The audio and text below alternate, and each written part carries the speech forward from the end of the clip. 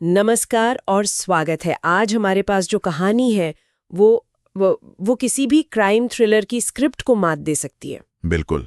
कहानी की शुरुआत ही इतनी भयानक है कि यकीन करना मुश्किल हो जाता है। पुलिस को एक सीमेंट से भरा ड्रम मिलता है और जब उसे तोड़ा जाता है तो अंदर से एक इंसान का कटा हुआ शव निकलता है। और ये तो सिर्फ कहानी की शुरुआत थी। इस एक ड्रम के खुलने से जो परतें उधड़ी उनमें इंसानी रिश्तों के सबसे अंधेरे पहलू छिपे थे। सही बात है। ये सिर्फ एक हत्या नहीं बल्कि मनोवैज्ञानिक हेरफेर, अंधविश्वास और धोखे की एक ऐसी भूल भुलैया है जिसमें कौन शिकारी है और कौन शिकार ये समझना ही मुश्किल हो जाए। बिल्कुल सही कहा। ये एक ऐसा मामला है जहां पहली खबर तो बस सतह को खरोचती है। इसके नीचे जो कहानी है वो कहीं ज्यादा उलझी हुई और परेशान करने वाली है। आज हम सौरव राजपूत हत्याकांड की गहराइयों में उतर रहे हैं। हमारे पास जो भी स्रोत हैं उनके आधार पर हम सिर्फ ये नहीं समझेंगे कि क्या हुआ, बल्कि ये भी जानने की कोशिश करेंगे कि कोई इंसान इस हद तक कैसे गिर सकता है। तो चलिए इस उलझी हुई गुत्थी को सुलझाना शुरू करते हैं। जरूर। तो सबसे पहले हुआ क्या था, इस पर आते हैं। पीड़ित 35 साल के सौरव राजपूत एक पूर्व मर्चेंट नेवी अधिकारी थे और उनकी हत्या कथित तौर पर 4 मार्च 2025 को हुई। और हत्या का तरीका भी कोई साधारण नहीं था। बहुत ही क्रूरता से उसे अंजाम दिया गया। हाँ, स्रोतों के अनुसार सौरभ के दिल में 3 बार चाकू से वार किया गया। लेकिन क्रूरता यहीं खत्म नहीं हुई। जो इस केस को और भी ज्यादा परेशान करने वाला बना देता है वो ये है कि हत्या के बाद उनके शरीर के टुकड़े कर दिए गए। ये सुनना भी कितना मुश्किल है। शरीर के टुकड़े करना, ये सिर्फ सबूत मिटाने की कोशिश नहीं लगती। नहीं, इसमें एक तरह की नफरत, एक गुस्सा दिखता है जो सामान्य अपराधों में देखने को नहीं मिलता। बिल्कुल। ये एक बहुत ही व्यक्तिगत और बर्बर हमला है। और इसके बाद सबूत छिपाने का जो तरीका था वो भी बहुत सोचा समझा था। हाँ, शरीर के हिस्सों को एक बड़े ड्रम में डालकर उसे ऊपर तक सीमेंट से भर दिया गया। मकसद साफ था कि शव कभी मिले ही नहीं, कभी ना मिले, और अगर कहीं दबाया भी जाए तो उसकी गंध बाहर ना आए। ये दिखाता है कि हत्यारे कितने ठंडे दिमाग से काम कर रहे थे। और इसी ठंडे दिमाग का एक और उदाहरण मिलता है। हत्या के बाद आरोपियों ने सौरभ के ही फोन से उसके परिवार को मैसेज भेजे। अच्छा? हाँ, वो ये दिखाने की कोशिश कर रहे थे कि सौरभ जिंदा है और ठीक है, शायद कहीं बाहर गया है। मतलब ये धोखा सिर्फ पुलिस से बचने के लिए नहीं था? नहीं, ये परिवार को एक झूठी उम्मीद में रखने के लिए भी था। ये तो पूरी साजिश की ओर इशारा करता है।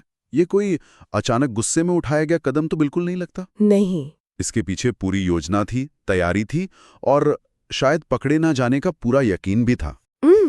और इतनी सोची समझी क्रूरता ये सोचने पर मजबूर करती है कि इसके पीछे कौन था और उनका रिश्ता कैसा था। और यहीं पर कहानी के मुख्य किरदार सामने आते हैं। हाँ, मुख्य आरोपी है सौरभ की पत्नी मुस्कान रस्तोगी और उसका प्रेमी साहिल शुक्ला। पुलिस ने दोनों को गिरफ्तार कर लिया है और उनका मानना है कि ये एक पूर्व नियोजित हत्या थी। मतलब ये सब कुछ पहले से तय था? बिल्कुल। लेकिन जैसे ही हम इन दोनों के रिश्ते को खंगालना शुरू करते हैं, मामला वो किसी सीधे साधे प्रेम प्रसंग और हत्या से कहीं ज्यादा जटिल हो जाता है। कैसे? यहाँ पर नियंत्रण और हेरफेर की एक दोहरी कहानी है जो दिमाग को झकझोर कर रख देती है। दोहरी कहानी? हाँ, ऐसा लगता है कि दोनों एक दूसरे को कंट्रोल करने की कोशिश कर रहे थे। अच्छा, तो चलिए पहले पहलू पर बात करते हैं, जहां मुस्कान साहिल का इस्तेमाल कर रही थी। ठीक है, तो स्रोतों के अनुसार साहिल बहुत ज्यादा अंधविश्वासी है। उसे जादू टोना, तंत्र मंत्र, इन सब पर गहरा यकीन है। पुलिस के उसके कमरे से काले जादू के प्रतीक, कुछ शैतानी चिन्ह और अजीब तरह के चित्र भी मिले हैं। और मुस्कान ने इसी का फायदा उठाया। यहीं पर कहानी में एक अविश्वसनीय मोड़ आता है। मुस्कान ने कथित तौर पर साहिल के इसी अंधविश्वास का फायदा उठाया। उसने साहिल की मरी हुई मां के नाम से एक नकली स्नैपचैट अकाउंट बनाया। क्या मैं सही समझ रही हूं? उसने उसकी मरी हुई मां होने का नाटक किया स्नैपचैट पर? जी हाँ। ये तो हेरफेर के किसी भी स्तर से परे है जो मैंने कभी सुना हो। ये तो किसी के सबसे गहरे दुख और विश्वास का मजाक उड़ाने जैसा है। ये दिमाग घुमा देने वाली बात है।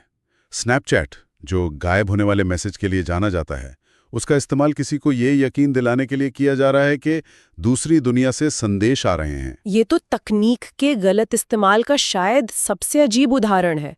जहां सबसे नई टेक्नोलॉजी सबसे पुराने अंधविश्वास को ताकत दे रही है। और उन नकली संदेशों के जरिए मुस्कान ने साहिल को यकीन दिलाया कि उसकी माँ की आत्मा चाहती है कि वो सौरभ को रास्ते से हटा दे। तो एक थ्योरी ये है कि मुस्कान मास्टरमाइंड थी। हाँ, जो साहिल के अंधविश्वास को अपने हथियार की तरह इस्तेमाल कर रही थी। लेकिन कहानी यहीं खत्म नहीं होती, है ना? नहीं, कुछ रिपोर्टों में एक बिल्कुल अलग तस्वीर पेश की गई है। वो क्या है? सही कहा। एक दूसरी थियरी ये कहती है कि असली कंट्रोलर साहिल था और मुस्कान उसकी कठपुतली। अच्छा। इन रिपोर्टों के मुताबिक साहिल मुस्कान को मनोवैज्ञानिक रूप से पूरी तरह अपने वश में कर चुका था। उसने मुस्कान को उसकी अपनी बेटी तक से अलग कर दिया था, ताकि मुस्कान का दुनिया में उसके सिवा कोई और ना हो। बिल्कुल। ये मनोवैज्ञानिक शोषण का एक क्लासिक पैटर्न है। पीड़ित को उसके सपोर्ट सिस्टम से पूरी तरह काट देना ताकि वो पूरी तरह आप पर निर्भर हो जाए। और अगर ये थियरी सच है तो हत्या की रात का जो विवरण सामने आया है वो और भी ज्यादा भयानक लगता है। कौन सा विवरण? बताया जाता है कि साहिल ने मुस्कान को सौरभ की छाती पर बैठने को कहा, उसके हाथ में चाकू पकड़ाया और फिर उसका हाथ पकड़कर एक के बाद एक 3 वार करवाए। मतलब ये सिर्फ हत्या में साथ देना नहीं है, ये एक तरह का अनुष्ठान है। हाँ, एक ऐसा काम जिसमें दोनों को बराबर का भागीदार बनाया जा रहा है। ऐसा करके वो शायद ये सुनिश्चित कर रहा था कि मुस्कान भी उतनी ही दोषी हो और कभी उसे छोड़कर या उसके खिलाफ ना जा सके। तो सवाल यही है कि असली मास्टरमाइंड कौन था? क्या एक अंधविश्वासी आदमी को हेरफेर किया जा रहा था, या एक महिला को मनोवैज्ञानिक रूप से इतना तोड़ दिया गया था कि वो अपने पति की हत्या में शामिल हो गई? ये एक बेहद उलझा हुआ सवाल है। शायद दोनों ही एक दूसरे को एक जहरीले जाल में फंसा रहे थे। हो सकता है। लेकिन ये हैरान करने वाला है कि इतनी बड़ी साजिश का पर्दाफाश किसी पुलिस की जांच से नहीं हुआ। हाँ, इसका खुलासा तब हुआ जब मुस्कान का अपराध बोध उस पर हावी हो गया। उसने अपने माता पिता के सामने सब कुछ उगल दिया। और जाहिर है उनके लिए ये सुनना किसी सदमे से कम नहीं रहा होगा। उन्होंने ही तुरंत पुलिस को खबर दी। एक मनोवैज्ञानिक नजरिए से इतने भयानक अपराध के बाद कोई कबूल क्यों करता है? क्या ये सिर्फ अपराध बोध था या पकड़े जाने का डर? देखिए, ये दोनों का मिश्रण हो सकता है। इतने बड़े अपराध का बोझ ढोना आसान नहीं होता। हो सकता है कि लगातार झूठ बोलने का दबाव, पकड़े जाने का डर और शायद अपने किए पर पछतावा, इन सब ने मिलकर उसे तोड़ दिया हो। तो कबूलनामा एक तरह से बोझ से आजादी पाने का तरीका बन जाता है। बिल्कुल। खैर, इस कबूलनामे के बाद दोनों को न्यायिक हिरासत में भेज दिया गया, लेकिन जेल जाने के बाद भी इस केस में नई परतें जुड़ती जा रही हैं। हाँ, ये भी है। बिल्कुल।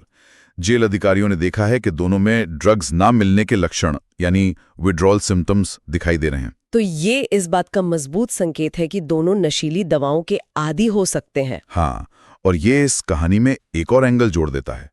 नशे की लत इंसान की सोचने समझने की शक्ति पर गहरा असर डालती है, उसे और ज्यादा आक्रामक और तर्कहीन बना सकती है। बिल्कुल। और एक और खबर है जिसने सबको चौंका दिया है।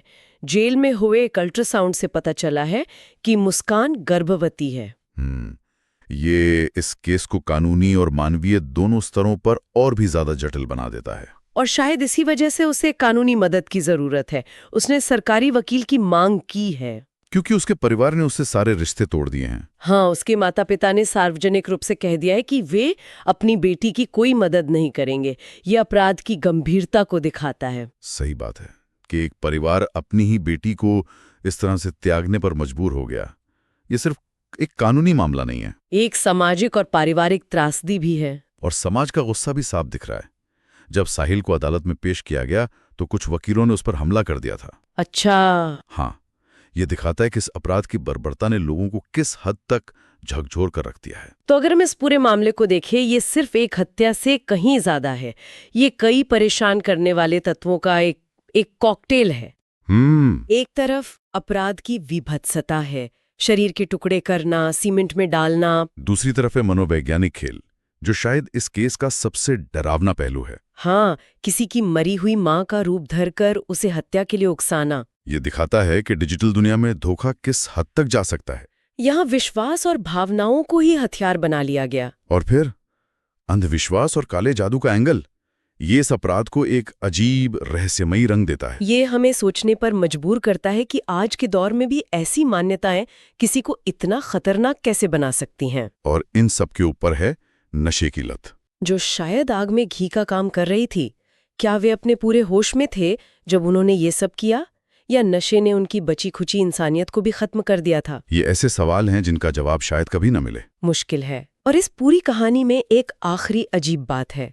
स्रोतों से पता चला है कि मुस्कान, जिसने सिर्फ 8वीं कक्षा तक पढ़ाई की है, अब जेल में कानून की पढ़ाई करना चाहती है। ये वाकई में बहुत अजीब है। क्या ये अपने किए को समझने की एक कोशिश है, या फिर ये भी किसी तरह का मनोवैज्ञानिक खेल है? या शायद वो बस जेल में अपना समय काटना चाहती है।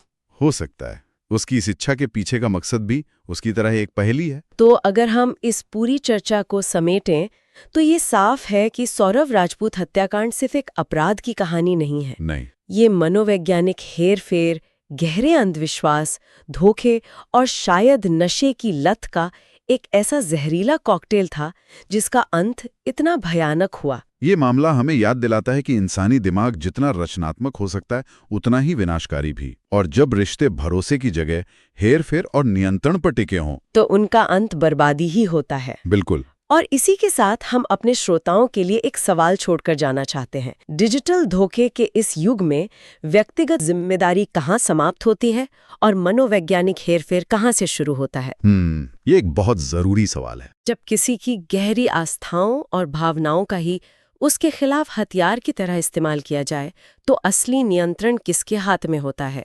जो धोखा दे रहा है या जो उस धोखे पर यकीन कर रहा है?